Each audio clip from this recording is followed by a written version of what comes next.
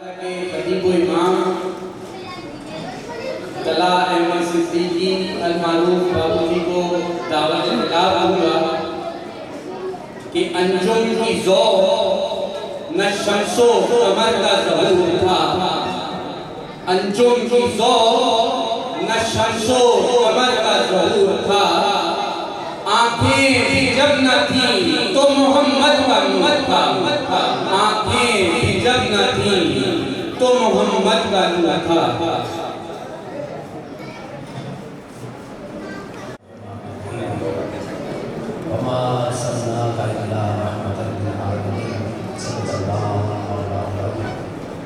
وقال الله تبارك وتعالى في شأن نبيه إن الله وملائكته يصلون على النبي يا أيها الذين آمنوا صلوا عليه وسلموا تسليما اللهم صل على دنیا سے نکل کر اب دینی اور دربار رسالت مآب صلی اللہ تعالیٰ علیہ وسلم میں ہدیہ درود پیش کرنے میں کسی سے وقت نہیں دکھانی چاہیے تو پڑھے اللہم صلی اللہ علیہ وسلم۔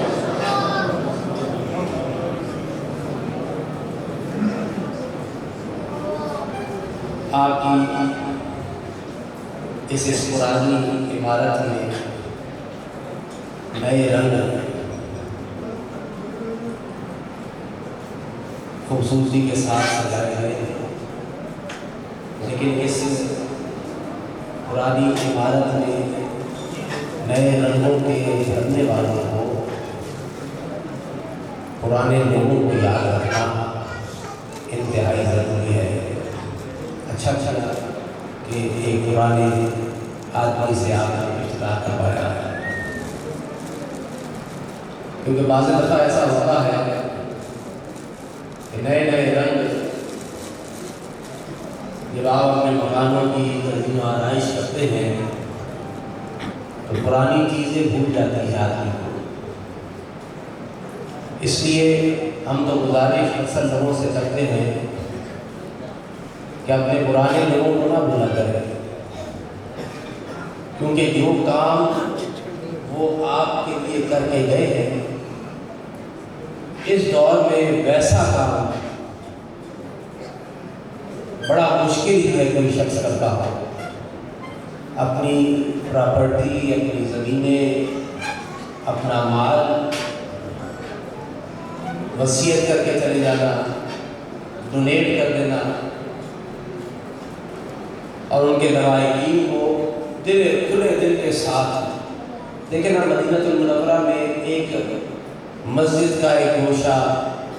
جس کا آغاز ایک قبلہ رخ پر تھا،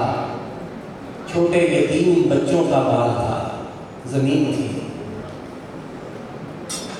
اور کتنی محبت ہوگی کہ وہ چھوٹے یتیم بچے کی آ کر حضور سرور کائنات صلی اللہ علیہ وسلم کی خدمت اقدس میں بھی عرض کرتے ہوں کہ یا رسول اللہ، اللہ کے لیے وقف کر دیا ہے۔ یہ وقف کرنا کوئی آج کی بات نہیں ہے، کتنے ہی زمانوں سے چلی آ رہی ہے، وہ کہ اب معدوم ہوتے چلے جا رہی ہے کہ لوگ اپنا مال اولاد بینکوں کے اندر، ابھی تو بڑے کام ہیں باہر ملکوں کے اندر، تو یہ چلتا ہے کام کہ شاید یہ مال بچ جائے گا تو یہ بھی بچ جائے گی، حالانکہ بچتا کوئی نہیں ہے۔ اچھا، آپ جب بھی کوئی کار خیر کریں نا، اکثر ہم کار خیر کے کاموں کے اندر ایک جملہ سنتے ہیں، اس میں ہماری کوئی ذاتی مفاد نہیں ہے، ہمارا کوئی ذاتی مفاد نہیں ہے۔ پیر اس طرح نشان دہی ایک اسی طرح کے کار خیر کے کام کے اندر تشریف لے گئے، دوران خطاب کچھ لوگوں نے کہا کہ کار خیر کا نہیں کا کام تھا، یہ کار خیر ہے، تو اکثر لوگ کہتے ہیں کہ یار ہمارا کوئی اس میں ذاتی فائدہ نہیں ہے۔ تو آپ کو دعوت جب خطاب دیا گیا، جسٹس طلب علی شاہ آزری علیہ رحمہ نے فرمایا، کار خیر کے کاموں میں کیوں یہ کہتے ہو کہ ہماری ذاتی فائدہ اس میں نہیں ہے؟ جب آپ نے کار خیر کیا ہے تو آپ کے لیے اخروی فائدہ ہے کہ نہیں ہے؟ تو جب وہ اخروی فائدہ ہے تو یہ آپ کی ذاتی فائدہ ہی تو ہے، آپ اپنی ذات کے لیے تو فائدہ اٹھا رہے ہیں۔ یہ کیوں کہتے ہیں کہ بھائی مجھے میرا کوئی ذاتی فائدہ نہیں؟ آپ کا ذاتی فائدہ ہوگا، اگر دنیا میں نہیں ہوا تو آخرت میں تو بالیقین ہوگا۔ اس لیے یہ جملہ صرف ہوا کا ہے کہ ہمارا کوئی ذاتی فائدہ نہیں۔ ہر آدمی کا جو بھی کار خیر کے اندر حصہ دے گا، چاہے مالی طور پر دے گا، چاہے محنتی کے طور پر، مزدوری کے طور پر دے گا، چاہے کسی بھی مشورہ کے طور پر دے گا، اس کا ذاتی فائدہ ہے، اور وہ اس کو اس کے اجر کے اندر، اس کے نامہ عمل کے اندر اسے حشر کے میدان میں ضرور دیا جائے گا۔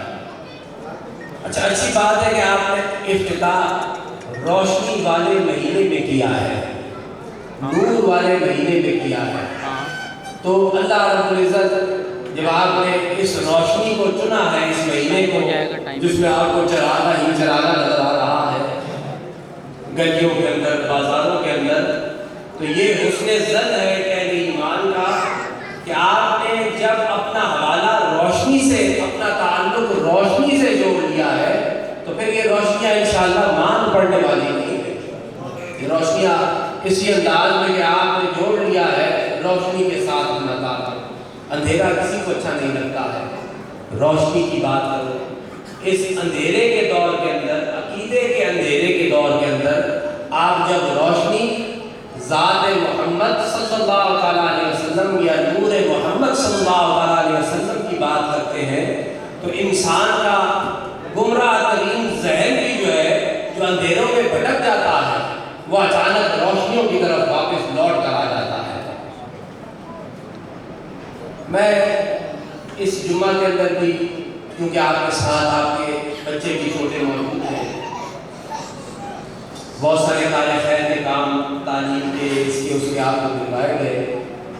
تعلیم دے، اچھی سے اچھی تعلیم دے، اچھا پڑھائے،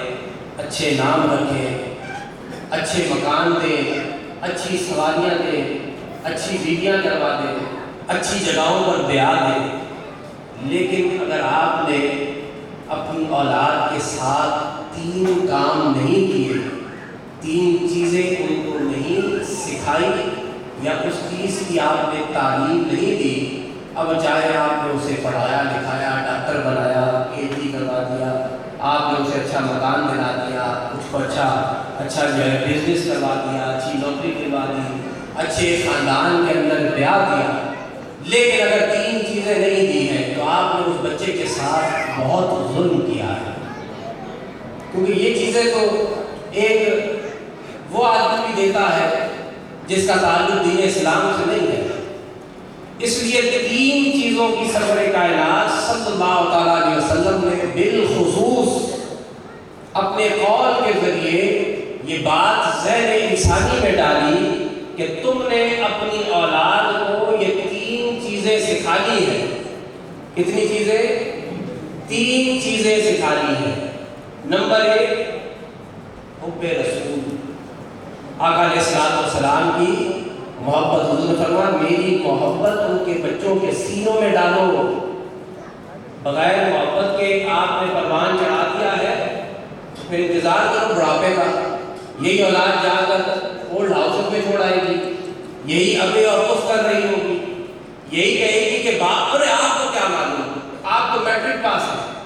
آپ کو کیا معلوم، میں تو پڑھا لکھا آدمی ہوں، آپ کو کیا معلوم۔ آپ پرانے زمانے کی باتیں کرتے ہیں، آپ کہتے ہیں اس دور کے اندر جھوٹ نہ بولا جائے، بھائی جھوٹ کے بغیر چارہ ہی نہیں ہے۔ آپ کہتے ہیں رشوت نہ دی جائے، بھائی کس زمانے کی باتیں کر رہے ہیں، باپ سے بیٹا کر کس زمانے کی باتیں، یہ پرانے زمانے کی باتیں ہیں۔ یہاں پر رشوت کے بغیر نوکری نہیں ملتی ہے۔ خدا کے بندے، ہر زمانہ میرے حضور کا ہے، ہر زمانہ حضور کا ہے۔ جو تعلیمات صدر کائنات کی دی ہے، جو آقا علیہ السلام نے فرمایا ہے، بالکل حق فرمایا ہے۔ فرمایا الصدق ینجی والکذب یہلک، صدق سچائی وہ تمہیں جو ہے نجات دے گی، جھوٹ تمہیں برباد ہلاک کر دے گا، جو حضور نے فرمایا ہے۔ تو اگر آپ نے اپنی اولاد کے سینے کے اندر اس بچپنے ہی کے اندر حضور کی محبت نہیں کی، اب آپ نے اس نے بیکن ہاؤس میں پڑھایا ہے، آپ نے بہت اچھی تعلیم دی ہے، انگلش میتھمیٹک بڑی اچھی ہے اس کی، لیکن کیا ہے محبت رسول سے خالی ہے، تو آپ نے اپنے بچے کو ضائع کر دیا ہے، آپ نے اپنے بچے کو کیا کیا ہے، ضائع کر دیا ہے۔ آپ کو اگر اس کائنات کا جو اہتمام کیا گیا ہے، بنایا گیا ہے، اس کی وجہ تخلیق ہی حضور کی ذات مبارکہ ہے۔ آپ نے جو اصل چیز تھی، آپ نے وہ چیز اس کے ذہن کے اندر ڈالی ہی نہیں ہے، وہ محبت اگر آپ نے اپنے اس بچے کے ذہن میں ڈالی ہی نہیں۔ آج دیکھیں نا اس دور کے اندر ہر آدمی 73 آدمی کھڑا ہے بازار کے اندر، ایک بندے کو کھینچ رہا ہے، 73 آدمی، 73 فرقے کا میں بات ہے، 73 فرقے ہو جائیں گے قیامت، اور 73 آدمی ایک بچے کو جو ہے نا بازار کے اندر کھینچ رہا ہے میری طرف، میں بھی صحیح، میں بھی صحیح، میں بھی صحیح۔ ہمارے بچپن میں جب ایبٹآباد وغیرہ جاتے ہیں وہاں لاری اڈے اور یہ جو اڈے ہوتے تھے وہاں پہ جو لوگ جاتے رہے ہیں، پنجاب میں، کراچی میں بھی ہوتا ہوگا، لیکن اکثر ہم نے اڈے وہیں کے استعمال کیے ہیں بسوں کے، تو وہاں پہ اگر آپ جائیں نا 4 گاڑیاں نکلنے والی ہوں ان کے لیے، پنڈی کے لیے ادھر، تو وہ گاڑی کا کنڈکٹر جو ہے نا ایک آئے گا چل رہا میں ایک کھینچ رہا ہوگا، ایک بازو کھینچ رہا ہوگا، ایک گھسیٹ کے 3 سیٹیں باقی ہیں جناب، آ جائیں آپ بیٹھے، سامان اٹھا کے لے کے جا رہا بندہ جھنجھلا کر بولتا ہے میں نے جانا ہی نہیں دی ہے۔ اس عقائد کے اس دور کے اندر بھی یہی ہے، ادھر کھینچ رہا ہے، ادھر کھینچ رہا ہے، ادھر کھینچ رہا ہے، ایک آدمی کہتا میں ایک عام آدمی کو پریشان آدمی، میں آپ کو آج بہت آسان لفظ کے اندر کہ حق پر کون سا فرقہ ہے، بہت آسان لفظ ہے، کیونکہ حضور کے گھر والے نے یہ بات بتائی ہے، آقا علیہ السلام کے گھر والے نے یہ بات بتائی ہے، امام زین العابدین نے، امام حسین کے بیٹے امام زین العابدین نے، تو پوچھا گیا حضرت سے، امام زین العابدین سے، حق پر کون سا فرقہ ہے، 73 فرقے ہو جائیں گے، حق پر کون سا فرقہ ہے؟ تو فرمایا اہل السنہ والجماعت۔ کون سا؟ بولے بھائی ادھر سن رہے ہیں، اہل السنہ والجماعت کیا ہے؟ حق پر ہے، جنتی فرقہ، ہر بندہ کہتا ہے میں جنتی۔ سائل سوال کرنے والا بھی سمجھدار، اس نے سوال میں یہاں پر جواب سننے کے بعد بات کو ختم نہیں کیا، وہ بھی سمجھدار آدمی، وہ بھی سمجھدار، وہ بھی زمانے کو دیکھ رہا ہوگا، اس زمانے کے لوگ تھے اچھی صحبتوں میں بیٹھنے والے، اچھے لوگوں کے ساتھ بیٹھنے والے، تو مستقبل کے لوگوں کو دیکھتے تھے بیٹھ کر، اپنے زمانے میں بیٹھ کر مستقبل کی سوچا کرتے تھے۔ آپ دیکھیں کہ کراچی شہر کے اندر بہت ساری عمارتیں ہیں جو انگریزوں کے دور کی بنی ہیں، آج بھی روڈ کٹنگ کے اندر نہیں آتی ہیں، ابھی بھی وہ جو ہے اپنے حساب سے کہ بھئی 100 سال کے بعد اتنی آبادی ہوگی، اتنا بڑا روڈ ہونا چاہیے، 100 سال کے بعد میں پلاننگ دیکھے، بہت پیچھے رہ گئے مسلمان۔ انہوں نے کام دنیا کے لیے کیا، اس لیے دنیا کے لیے کام کیا، اس کو اللہ نے دنیا دی ہے، آپ نے نہیں کیا، پیچھے رہ گئے۔ اس لیے ایک حیدرآباد میں ایک دفعہ گیا، ادھر عبدالوہاب شاہ گیلانی کے میدان اندر گلیوں کے اندر مین روڈ پر چلتے چلتے گاڑی سب سے بلڈنگ ہے، یہ کہاں سے آ گئی؟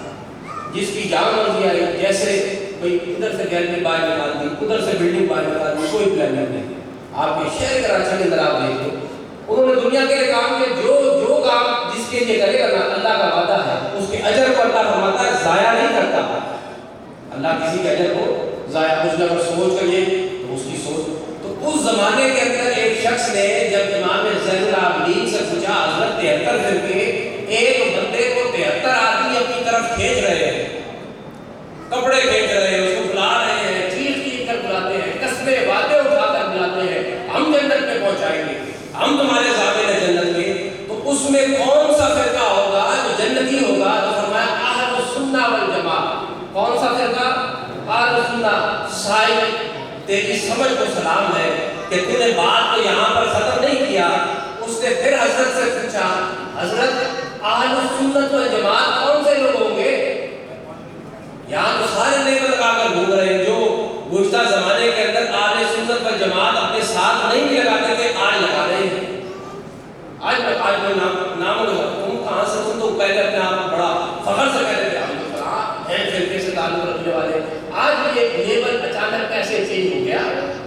ڈنڈے پڑنے لگ گئے تو لیبل چینج ہو گیا۔ تو اس سائل سمجھدار سوال کرنے والے نے سوال کیا حضرت سے، زین العابدین سے،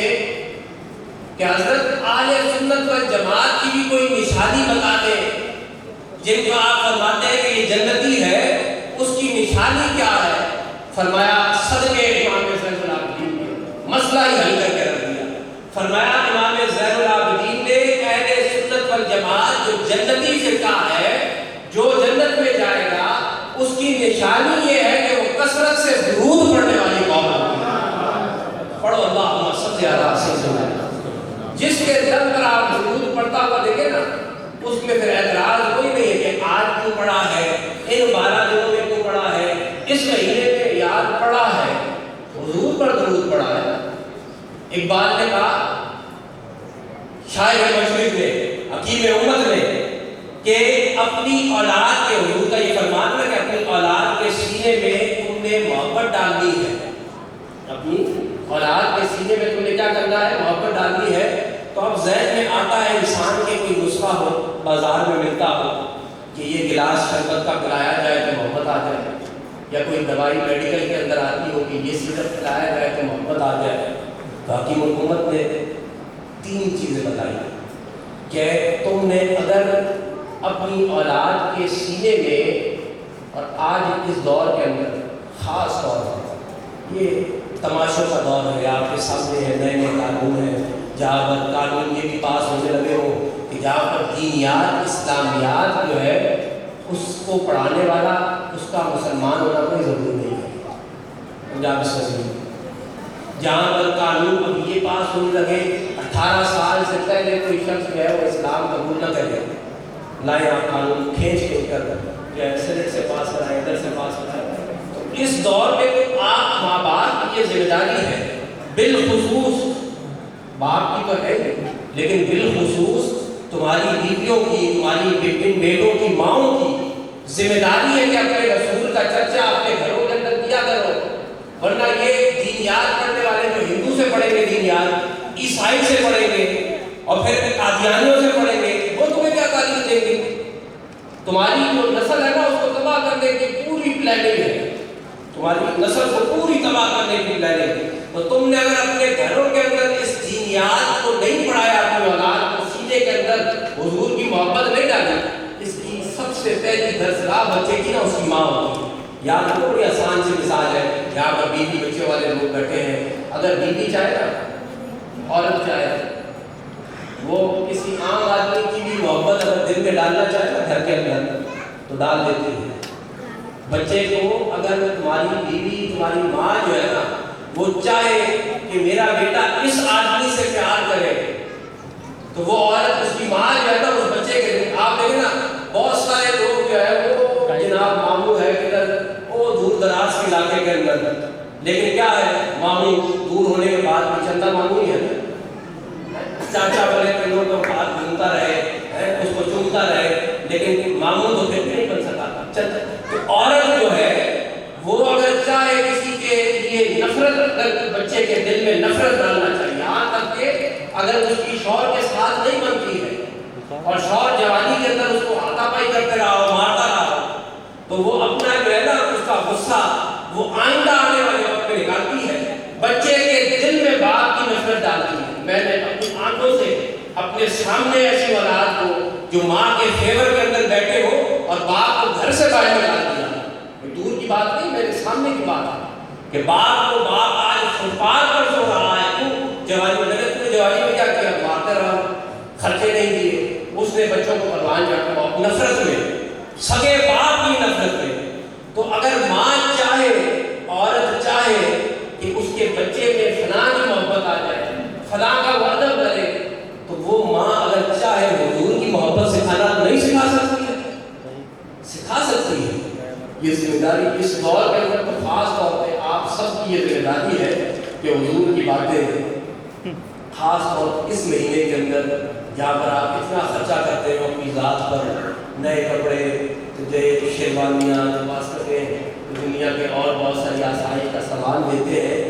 اس ماہ مبارکہ میں اللہ کے بندوں ایک سیرت کی کوئی بھی کتاب، سیرت نبی کی کوئی ایک کتاب، اس کے ابواب میں حسن مصطفیٰ صلی اللہ علیہ وسلم، شمائل مصطفیٰ صلی اللہ علیہ وسلم الگ باب بنا ہوا ہوگا۔ وہ پہلے بچوں کے ذہنوں کے اندر پڑھاؤ، حضور دیکھتے کیسے تھے، آقا علیہ السلام کلام کیسے کرتے ہیں، حضور سرور کائنات کا انداز تکلم کیا ہے، آقا علیہ السلام خاموش ہو تو کیسے کرتے ہیں، آقا علیہ السلام خطبہ ارشاد فرماتے ہو تو کیسے، حضور کبھی کسی کو مسکرا کر دیکھیں تو کیسے لگتے ہیں، حضور جب استراحت فرما رہے ہو، سو رہے ہو تو کیسے کہتے ہیں، جب سو کر اٹھتے ہیں تو کیا فرماتے ہیں۔ تو یہ ساری باتیں آپ کو شمائل حضور کی زلفیں کیسی ہیں، آقا علیہ السلام کی نگاہ پاک کیسی ہے، حضور سرور کائنات کے کان مبارک کیسے ہیں، حضور کے پسینے مبارک سے خوشبو کیسے اٹھتی ہے، آقا علیہ السلام سے ہاتھ مصافحہ کرنے والے لوگوں کے ہاتھوں میں خوشبو کیسے آ جاتی ہے۔ یہ ایک کتاب، کوئی نہیں بازاروں کے اندر اتنا خرچہ کرتے ہیں 200-500 روپے کوئی بھی ایک سیرت کی کتاب آپ لیں۔ تو اقبال نے کہا اب یہ کوئی نسخہ تو نہیں لگے آپ جائیں کسی میڈیکل اسٹور میں اور کہیں کہ بھائی کیا ہے مجھے حب رسول چاہیے تو کوئی دوائی دے دیں، تو آپ جب وہ دوائی کھائیں گے تو حب رسول حضور کا آ جائے گا نا۔ فرمایا حب رسول کے 3 طریقے اقبال نے علامہ نے کہے کہ 3 طریقے ہیں کہ تمہارے بچوں کے دلوں میں آقا علیہ السلام کی محبت آئے۔ اس کا پہلا طریقہ یہ ہے کہ درود پڑھنا سکھاؤ، کہو سبحان اللہ اور پڑھ لو اللہم صلی علی سیدنا، درود پڑھنا سکھاؤ۔ جب آپ بچے کے ساتھ بیٹھ کر 24 گھنٹے کے اندر اگر اپنی بڑے قیمتی وقت میں سے 10 منٹ بھی نکال کر ایک اہتمام کر کے حضور پر درود پڑھنے کی عادت اس کو ڈالے گا، ایک دن آپ نے کیا، دوسرے دن بچے کے ذہن میں خود بخود یہ بات بیٹھتی چلی جائے گی کہ بھئی جس کو اتنے اہتمام کے ساتھ جس کے ذکر کو کروایا جا رہا ہے اس ذات مبارکہ کا فضائل اور ان کی افضلیت اور ان کے جو کردار ہے سیرت کا وہ کیا ہوں گے، اس نبی کی عظمت، رسالت کی عظمت اس کے دل کے اندر خود بخود پیدا ہو گئے۔ تو پہلا کام انہوں نے فرمایا اقبال نے کہ پہلا کام ہے کہ درود پڑھنا سکھاؤ۔ محفلوں میں درود، حضرت عبداللہ ابن عباس، حضرت عباس کہتے میں اپنے گھر کے اندر بیٹھا ہوا اپنی اولاد کے ساتھ حضور کا ذکر کر رہا تھا، اسی اثناء میں سرور کائنات صلی اللہ علیہ وسلم تشریف لائے، میرے گھر کے دروازے کے باہر آقا علیہ السلام تشریف لائے اور حضور بھی سننے لگے۔ میں اپنی اولاد کو کیا سکھاتا تھا، چچا ہے حضرت عباس، اپنی اولاد کو جمع کر کے حضرت عباس فرماتے ہیں میں حضور کا ذکر کر رہا تھا، خصائل بیان کر رہے ہوں گے، حضور سے شمائل بیان کر رہے ہوں گے، سیرت بیان کر رہے ہوں گے، حضور بھی کھڑے ہو کر سنتے۔ اور جب میری بات ختم ہو گئی تو آقا علیہ السلام نے دستک دی، میں نے دروازہ جیسے ہی کھولا تو حضور سرور کائنات کا تو رونق چہرہ میرے سامنے تھا۔ کیا قسمت ہے، ابھی ذکر مصطفیٰ کیا اندر تشریف آوری ہوئی سرور کائنات، ایک تو حضور نے اپنا ذکر خود بھی سنا۔ اب جیسے ہی گھر کے اندر تشریف لایا آقا علیہ السلام تو حضور نے حالانکہ ذکر سن چکے، حضرت عباس کے فعل کو دیکھ چکے، لیکن پھر عباس سے پوچھا چچا کیا کر رہے تھے؟ اللہ اکبر، چچا کیا کر رہے تھے؟ عرض کی آپ ہی کا ذکر کر رہا تھا۔ میں کیا کر رہا تھا؟ آپ ہی کا ذکر کر رہا تھا۔ اب دیکھیں رحمت جانب سرور کائنات جانب مصطفیٰ صلی اللہ علیہ وسلم، ان کی رحمت جوش میں آئی، میرا ذکر کرتے تھے، میں نے سنا بالکل تم نے صحیح کہا کہ تم میرا ذکر کر رہے تھے۔ اب اس کا نتیجہ آقا علیہ السلام کہ اس ذکر کا تو یہ اب کیا فائدہ ہوگا، تو اب وہ نتیجہ، وہ امتحان کا رزلٹ اناؤنس کیا آقا علیہ السلام نے، عباس جو ابھی تم نے اپنے گھر کے اندر اپنے چھوٹے بچوں کو جمع کر کے میرا ذکر کیا، تو اس ذکر کے نتیجے میں اب تجھے کیا ملنے والا ہے، تیرے لیے بھی، تیرے گھر کے بچوں کے لیے بھی محمد کی شفاعت حلال ہو گئی ہے۔ تو ایک ذکر مصطفیٰ کی یہ برکت ہے کہ آپ کے لیے شفاعت لکھ دی جاتی ہے۔ آپ جب درود پڑھتے ہیں نا، دیکھیں ایک نماز پڑھیں گے، کوئی حدیث کسی کو ملی ہوگی، ایک نماز پڑھے ظہر کی تو 10 نمازوں کا ثواب ملتا ہے، نیکیوں کا ثواب ہے، لیکن درود ایک مرتبہ پڑھے نا، حدیث صحیح، ایک مرتبہ پڑھے 10 دفعہ اللہ کے حبیب پر اگر کوئی شخص ایک مرتبہ درود پڑھتا ہے تو اللہ فرماتا ہے میں اس پر 10 رحمتیں نازل کرتا ہوں۔ میں اس پر کتنی رحمتیں اللہ بھی کہتا ہے یہ میرے محبوب کا ذکر کر رہے ہیں، صرف ہمارے محبوب نہیں، اللہ کے بھی محبوب حبیب اللہ۔ محفل سجی ہے مسجد نبوی میں، کوئی کہتا ہے ابراہیم خلیل اللہ، کسی صحابی نے کہا کہ موسیٰ کلیم اللہ، کسی نے صحابی نے کہا عیسیٰ روح اللہ۔ حضور سرور کائنات اس محفل کے اندر تشریف لائے، حضور نے فرمایا تم کیا کہتے تھے؟ آدم صفی اللہ بالکل ٹھیک، ابراہیم خلیل اللہ بالکل ٹھیک، موسیٰ کلیم اللہ بالکل ٹھیک، عیسیٰ روح اللہ بالکل ٹھیک، لیکن جانتے ہو محمد کون ہے؟ جانتے ہو محمد کی ذات کون ہے؟ محمد اللہ کا حبیب ہے، حبیب اللہ اللہ کا اللہ فرماتا ہے 10 مرتبہ، ایک مرتبہ نہیں، درود ایک مرتبہ ایک بندہ پڑھتا ہے تو اللہ فرماتا ہے کہ میں اس پر 10 مرتبہ درود، جیسے اس کی شان کے لائق ہے، میں اس پر 10 مرتبہ کہ اس نے میرے محبوب کا ذکر کیا ہے۔ تو جب میرے محبوب کا ذکر کر رہا ہے تو پھر بدلہ جو ہے ایک کے برابر ایک نہیں، ایک کے برابر 10 ملتا ہے، یہ فائدہ ہے۔ دوسرا طریقہ حضرت اقبال نے فرمایا کہ محبت ڈالنے کا دوسرا طریقہ، سینوں میں اپنی اولاد کی محبت ڈالنے کا دوسرا ذریعہ ہے حضور کے حسن، حضور کے شمائل بیان کرنا۔ ویسے اسی طرح آپ دیکھیں اتنا اچھا خوبصورت آپ نے ٹائم لگایا، سجایا، کیوں؟ سوال ہے کیوں؟ یہ آپ نے سجایا، ویسے سجایا مجھے ویسے ہی پسند ہے، ویسے ہی اچھا لگ رہا ہے، اللہ نظر بد سے بچائے۔ تو بھائی یہ آپ نے یہ سارا سجایا ہے، کیوں؟ سوال آتا ہے کیوں بھائی آپ نے کیوں سجا دیا؟ آپ نے اچھی اچھی گھڑیاں، یہ لائٹیں، یہ پنکھے، یہ جناب ٹھنڈک ہے، گرمی کے اندر بھی ٹھنڈک کا احساس ہے، یہ اس لیے کہ حسن کی طرف آدمی کھنچتا ہے۔ کوئی چیز خوبصورت دیکھتا ہے تو بندہ کیا ہے، یہ ان چیزوں پر اعتراض ہوتا ہے، یار بڑا خرچہ کر دیا، یہ اگر یہ مسجدوں میں بھی ہوتے ہیں، یار یہ اتنا سجا دیا۔ اگر یہ اعتراض کرتے لوگ اگر کام نہ کرتے تو مسجد نبوی کے اندر جو چھت تھی وہ تو کھجور کے پتوں کی تھی، ویسے ہی رہتی۔ آج عمرہ کرنے والوں کے لیے پریشانی ہو جاتی ہے اس دور کے اندر، جب 50 لاکھ آدمی حج کرنے کے لیے عمرہ کے لیے جائے گا زیارت نبی صلی اللہ علیہ وسلم کے لیے، تو سہولتیں ہوئی، ہر زمانے کے اندر سہولت دی گئی۔ حضرت عمر بن خطاب کے زمانے میں تعمیر ہوئی، پھر اس کے بعد دیگر اصحاب نے تعمیر کروائی، یہاں تک کہ لوگوں نے لا کر خوشبوئیں لگا دی مسجد نبوی کے اندر، لا کر تمیم داری اتنی دور سے لا کر مسجد کے اندر چراغ لگا دیا۔ اس چراغ کی روشنی کو دیکھ کر حضور خوش ہو رہے تھے، یہ روشنیاں کیا خوبصورت روشنیاں دور دراز سے لے کر آیا ہے۔ تو بھائی یہ آپ نے سجایا ہے، اس لیے سجایا ہے کہ آنے والا آدمی جب خوبصورتی کو دیکھتا ہے، اچھی چیز کو دیکھتا ہے تو اس کی طرف مائل ہوتا ہے۔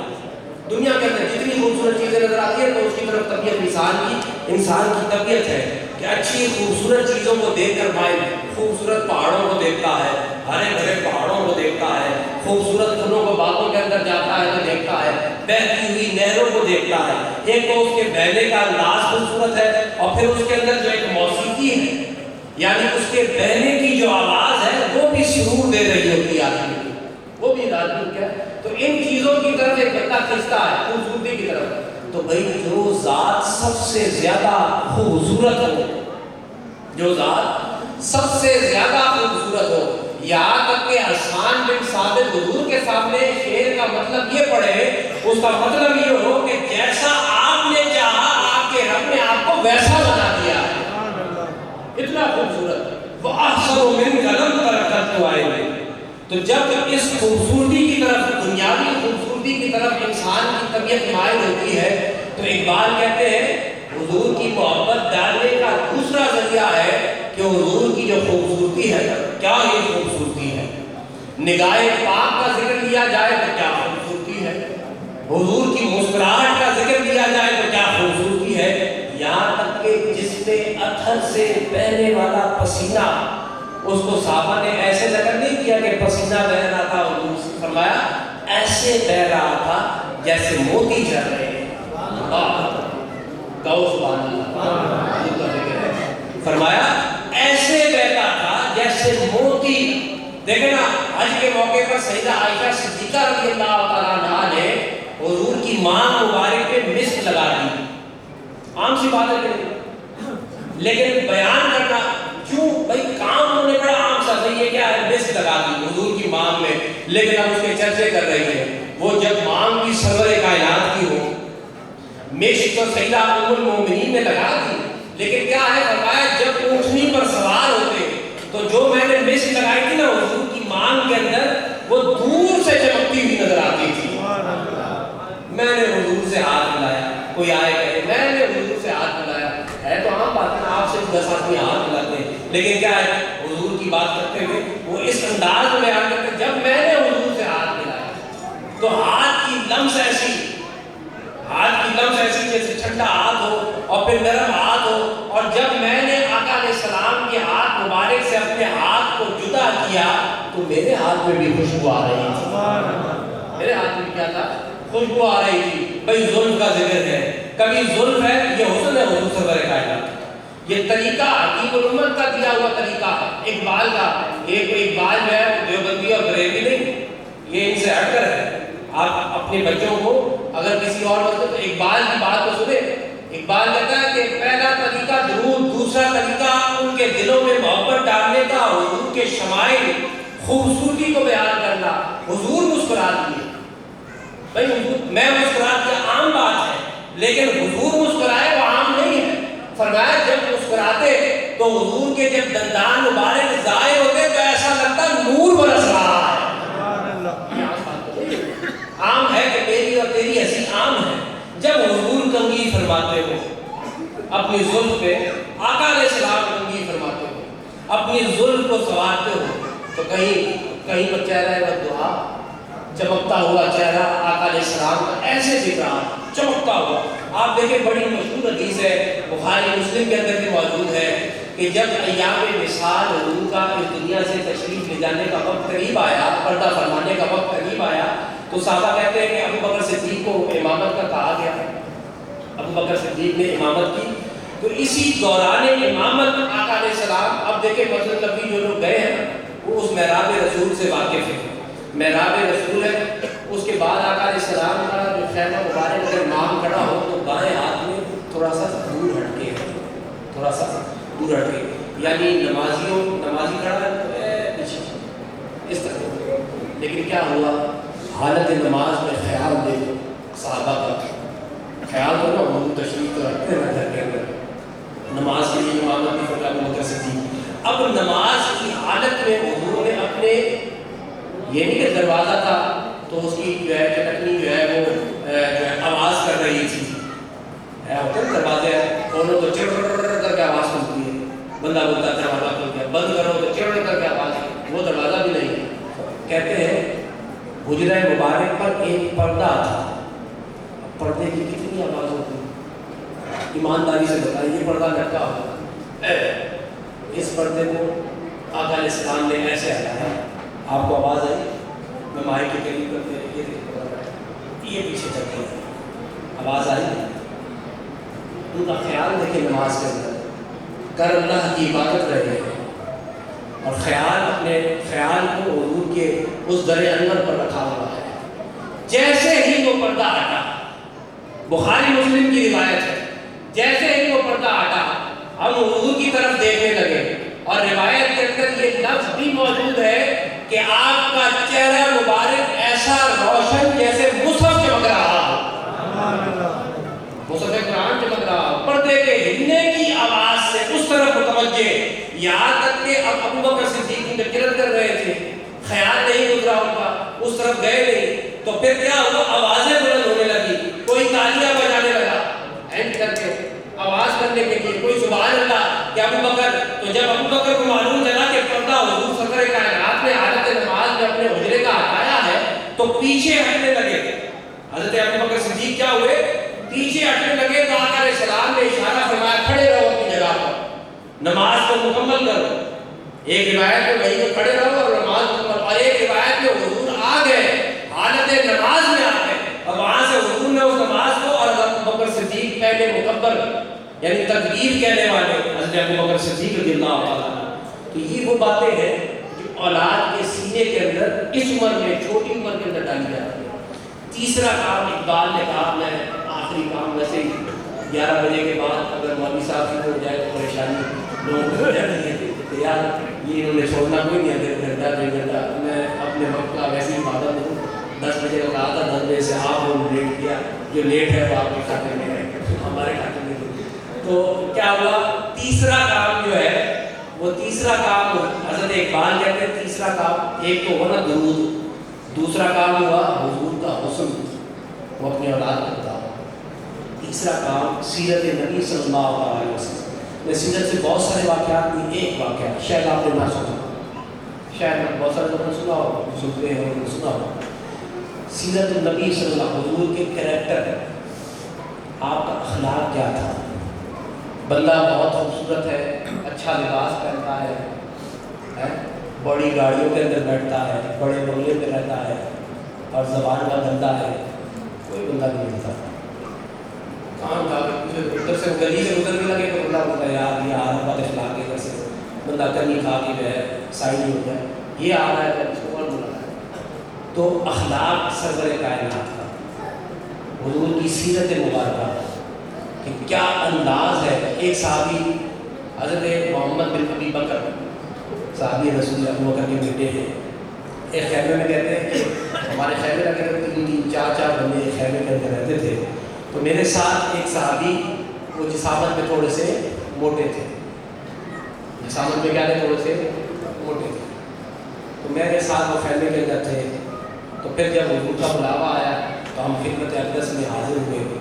آج بھی نا لوگ ہاتھ ملانے میں جلد بازی کرتے ہیں کہ ادھر سے آ رہا ہے، لائن ادھر لگی ہے، ادھر سے آ کے کہ بھائی کیا ہوگا جلدی مل کے بندہ نکل جائے۔ ہمارے ویسے جلد بازی میں تو میں ادھر دیکھا کہ ترکی کے اندر ٹرام لگی ہے، وہ سڑک پہ چل رہی ہے، ٹریفک بھی چل رہی ہے، ادھر ہو تو بندے 10 دفعہ اس کے اندر گھس جائے، جرمنی وغیرہ یورپ کے اندر لگی ہے، تو ہمارے تو ہے سیدھا لگی یلو بتی جل رہی ہے کہ وہ کر کے نکلنے کے چکر میں زندگی سے یاد ہو جاتے ہیں۔ یہ ہمارے جلد بازی تو ہوتا ہے کہ ادھر لائن لگی ہے، ادھر سے گزرا ہے، ادھر سے گزرا رہا ہے۔ فرد محبت میں بھی لوگ کرتے ہیں ایسا، تو فرد محبت میں لوگ بھاگ کر حضور کی خدمت میں، تو وہ صحابی بھی جو موٹے تھے میرے ساتھ اس خیمے کے اندر تھے، وہ اور وہ جوتیاں بھی یہ آپ کی باٹا شاٹا نہیں تھے، کھڑاوے، لکڑی کے کھڑاوے، گاؤں دیہاتوں میں آج کہیں کہیں یادگار کے طور پر مل جاتے ہیں، وہ کھڑاوا پیدا ہوا لکڑی کا، تو وہ جلدی کے اندر کہ حضور سے مصافحہ کرنے، حضور کی دستبوسی کرنے، وہ بھاگتے ہوئے جلدی میں پہنچے تو آقا علیہ السلام کے پاؤں مبارک پر انہوں نے اپنا پاؤں رکھ دیا، بے دھیانی کے اندر رکھ دیا۔ میں سیرت کا ایک قصہ صرف آپ کو ذکر کر رہا ہوں، پھر وہ آخر دعوانا ہوا صرف ایک قصہ۔ وہ آ کر حضور کے پیر مبارک پر کھڑے ہو گئے کھراوے کے ساتھ، لکڑی کی جوتی کے ساتھ۔ کھراوے کی دیکھنی تو گوگل پہ سرچ کرو گے، مفتی گوگل سب بتا دیتا ہے، پرانی چیزیں نکال کر دکھا دے گا، اس گوگل پہ تصویر بھی آپ امیج نکالے گا تو امیج کے اندر آئے گا۔ حضور کے پاؤں مبارک پر انہوں نے اپنے خیال میں کر پاؤں رکھ دیا اور ملنے لگے، یاد رکھے ہو گیا ہاتھ چوم رہا ہے، ہوتا ہے نا بعض عقیدت میں ایسے بھی ہوتے ہیں، ایک دفعہ بس اسی کی تو مزہ نہیں آیا، پھر دوسری دفعہ ادھر بھی چومنے ادھر بھی چومنے، چھوڑے کوئی نہیں۔ موقع ملا ہے حجر اسود کو چومنے کا تو بندہ 5 منٹ تک لگا ہے، وہی بڑا عرصے کے بعد اپنے یاد ہو دستے انور دستے اقدس حجر اسود میں نہیں ذات رسول ہو، تو وہ اپنی بے دیانی کے اندر یہاں تک کہ جب آقا علیہ السلام کو تکلیف محسوس ہوئی، اپنی چھڑی سے آقا علیہ السلام نے اس کے پیٹ میں ایسے کھودا، بیٹا پاؤں تو ہٹا لے، پیچھے اب پریشان آ محمد بن ابی بکر کہتے ہیں وہ آ گیا اور آ کر پوری رات روتا تھا، یہ میرے سے کیا گناہ ہے، میں حضور کے قدم مبارک پر پاؤں رکھ کر کھڑا ہو گیا، یہ میرے سے کیا، وہ اپنا سوچتا پوری رات روتے ہوئے گزر گئے، پوری رات روتے ہوئے، کوئی آیت نہ اتر جائے کہ تو نے یہ کام کیا ہے، کوئی آیت نہ اتر جائے، اس میں اس کی پوری رات گزر گئی، یہاں تک کہ جیسے ہی سحری کا وقت آیا نا، صبح صادق سے پہلے جس میں تہجد پڑھتے ہو، اس تہجد کے وقت میں بلایا گیا، وہ فلاں صحابی کدھر ہے، اس کو بلا رہے ہیں آقا علیہ السلام، فرمایا میرے جو جسم کے اندر بجلی سی جو ہے کڑک گئی کہ اب پتہ نہیں کیا فیصلہ آنے والا ہے آسمانی دنیا سے کہ میں نے اتنا بڑا ظلم کر دیا ہے۔ میں حضور کی خدمت میں ڈرتے قدموں کے ساتھ پہنچا، نہ جانے میرا انجام اب کیا ہونے لگا ہے، میرا انجام اب کیا ہونے لگا ہے۔ میں ڈرتے ڈرتے آقا علیہ السلام کے سامنے کھڑا ہو گیا، حضور سرور کائنات نے فرمایا تم تھے؟ فرمایا جی میں ہی تھا، مجھ سے یہ غلطی ہو گئی۔ حضور نے فرمایا تو چھوڑ اپنی غلطی کو، مجھے معاف کر دے جو میں نے تجھے یہ چبویا تھا۔ تو نے اگر رات بھر نہیں سویا ہے نا تو محمد عربی کو بھی نیند نہیں آئی ہے صلی اللہ علیہ وسلم۔ فرمایا میں بھی ساری رات اسی پریشانی میں کہ تو نے جو ہے مجھے تو پاؤں پر رکھ دیا، میں نے لاٹھی تیرے بدن پہ ماری موٹے جسم پر چبوئی تجھے کہ ہٹانے کے لیے، تو مجھے بھی رات بھر نیند نہیں آئی۔ فرمایا آقا علیہ السلام سے عرض کرنے لگے یا رسول اللہ میں تو آپ کے اوپر ایسے پاؤں، میری غلطی تو جو ہے وہ۔ فرمایا نہیں، تو نے تو بے دھیانی میں کیا تھا نا، الفاظ سنو۔ فرمایا تو بے دھیانی میں میرے قدم پہ کھڑا ہو گیا نا، میں نے تو دیکھتے سمجھتے ہوئے تجھے جو ہے چبویا تھا، تو تو جو ہے مجھے تو اس نے عرض کی میں آپ سے کہاں ناراض ہو سکتا ہوں۔ فرمایا اچھا پھر میں تجھے راضی کرنا چاہتا ہوں۔ یا رسول اللہ آپ مجھے راضی، میں تو سارے غم ہی بھول گیا، میں تو سمجھنے لگا آسمان سے کوئی وحی اترنے والی ہے، آسمان سے کوئی وحی اترنے والی کہ میں نے اتنا بڑا گناہ کر دیا۔ حضور نے فرمایا اب میں تجھے خوش کرنا چاہتا ہوں اور تجھے یہ قبول کرنا پڑے گا، یہ 80 اونٹ ہدیہ میں آئے ہیں، مجھے تحفہ دیا ہے، یہ لے جا اور جو ہے اس غلطی کو بھول جا۔ یہ ہے وہ سیرت آقا علیہ السلام کی۔ 3 کام اپنی اولاد کے سینوں کے اندر محبت ڈالنے کا یہ نسخہ ہے۔ پہلا ہے درود پڑھانا سکھاؤ، حضور کی تعریف کروانا سکھائے۔ دوسرا نسخہ ہے آقا علیہ السلام کے حسن شمائل کی باتیں کیا کرو۔ تیسرا نسخہ ہے سیرت النبی صلی اللہ علیہ وسلم کا ذکر اپنی اولاد کے سینوں میں ڈالے۔ وآخر دعوانا الحمدللہ رب العالمین۔ سلام علیکم۔